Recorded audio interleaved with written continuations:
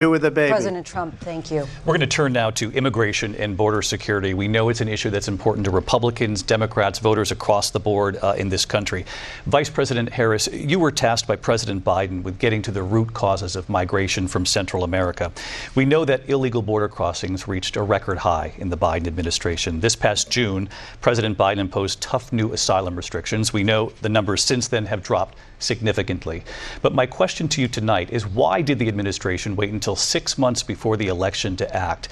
And would you have done anything differently from President Biden on this?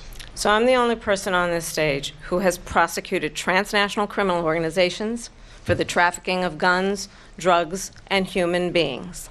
And let me say that the United States Congress, including some of the most conservative members of the United States Senate, came up with a border security bill which I supported. And that bill would have put 1,500 more border agents on the border to help those folks who are working there right now overtime trying to do their job. It would have allowed us to stem the flow of fentanyl coming into the United States. I know there are so many families watching tonight who have been personally affected by the surge of fentanyl in our country. That bill would have put more resources to allow us to prosecute transnational criminal organizations for trafficking in guns, drugs, and human beings. But you know what happened to that bill? Donald Trump got on the phone, called up some folks in Congress, and said, kill the bill. And you know why? Because he'd prefer to run on a problem instead of fixing a problem. And understand, this comes at a time where the people of our country actually need a leader who engages in solutions, who actually addresses the problems at hand.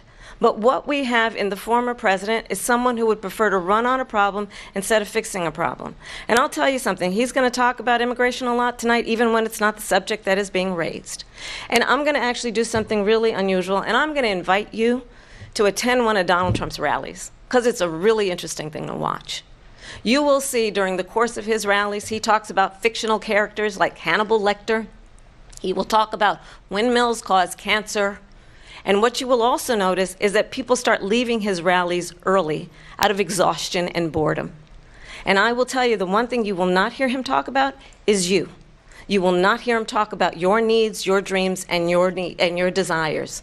And I'll tell you, I believe you deserve a president who actually puts you first, and I pledge to you that I will. Vice President Harris, thank you. President Trump, on that point, I want to get your response. Well, I would like to respond. Let me just ask, though, why did you try to kill that bill, and successfully so, that would have put thousands of additional agents and officers on the border? First, let me respond as to the Please. rallies. She said people start leaving. People don't go to her rallies. There's no reason to go. And the people that do go, she's bussing them in and paying them to be there, and then showing them in a different light. So she can't talk about that. People don't leave my rallies. We have the biggest rallies, the most incredible rallies in the history of politics. That's because people want to take their country back. Our country is being lost. We're a failing nation. And it happened 3.5 years ago. And what's going on here, you're going to end up in World War III, just to go into another subject. What they have done to our country by allowing these millions and millions of people to come into our country, and look at what's happening to the towns all over the United States. And a lot of towns don't want to talk. It's not going to be Aurora or Springfield. A lot of towns don't want to talk about it because they're so embarrassed by it. In Springfield, they're eating the dogs, the people that came in. They're eating the cats. They're eating the pets of the people that live there. And this is what's happening in our country, and it's a shame.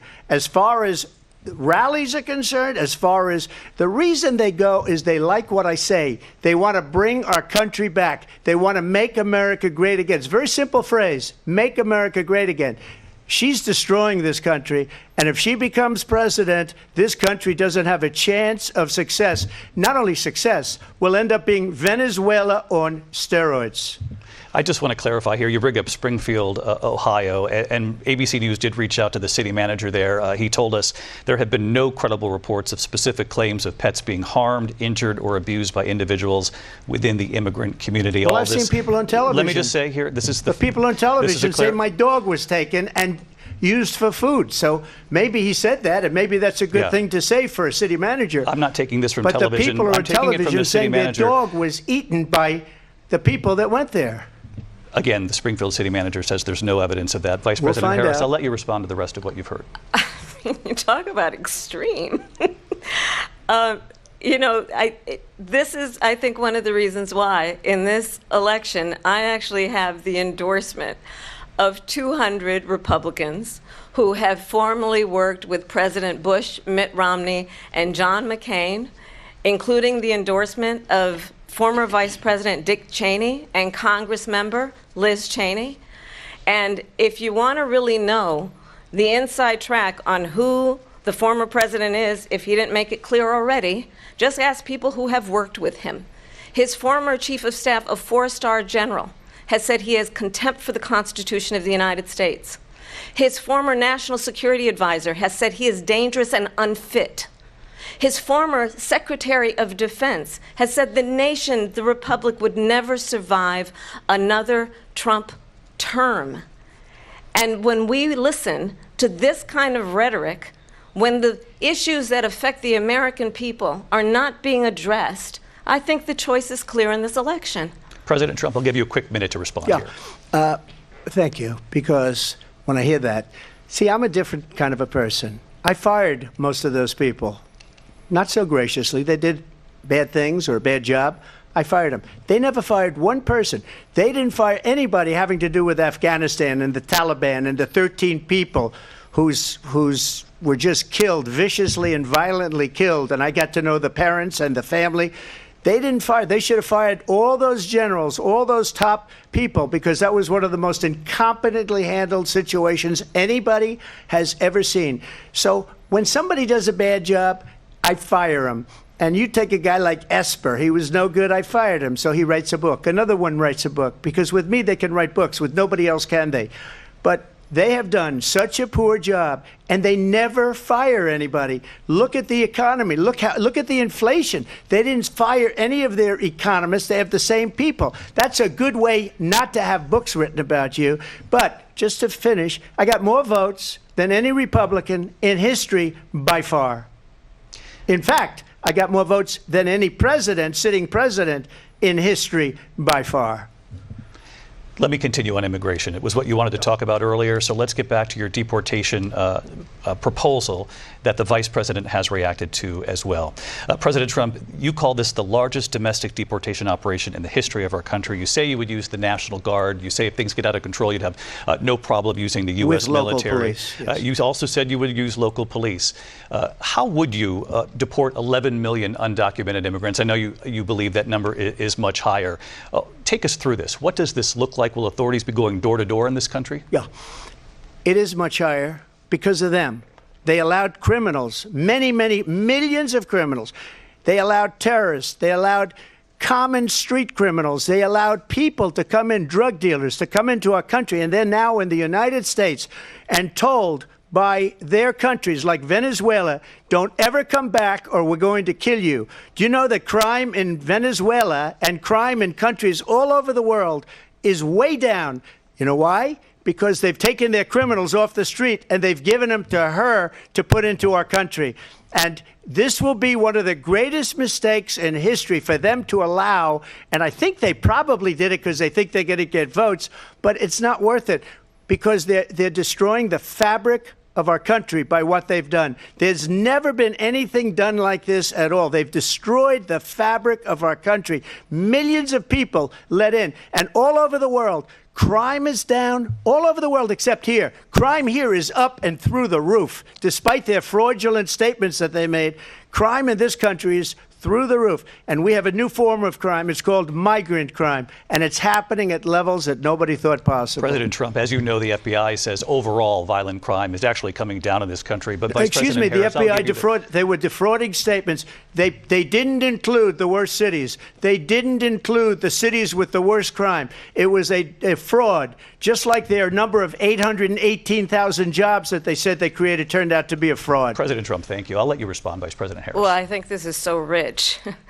coming from someone who has been prosecuted for national security crimes, economic crimes, election interference, has been found liable for sexual assault, and his next big court appearance is in November at his own criminal sentencing.